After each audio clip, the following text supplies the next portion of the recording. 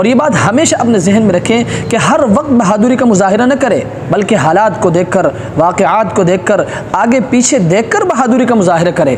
आप बहुत बड़े बहादुर हैं ना, अल्लाह ने आपको बहुत हिम्मत दिया है, अल्लाह ने आपको ताकत से नवाजा है, बहुत अच्छी बात है। अल्लाह तबारक व तआला आपको मज़ीद हिम्मत अता फ़रमाएँ। लेकिन याद रखें, अक्सर बहादुर वो मारे जाते हैं और ज़हीन पागल हो जाते हैं। दुनिया बेवकूफ़ों से भरी रहती है।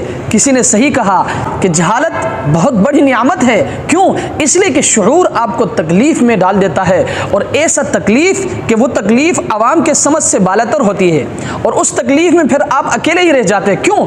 इसलिए कि बाशऊर आदमी जो है ना, बासलाहियत आदमी, जिनको अल्लाह तबारक व तआला ने एक मलका अता की है ना, वो फिर अपनी ज़ात का नहीं सोचते हैं, वो फिर पूरे मुआशरे का सोचते हैं कि यार मुआशरे की इस्लाह कैसे हो, लोगों की इस्लाह कैसे हो।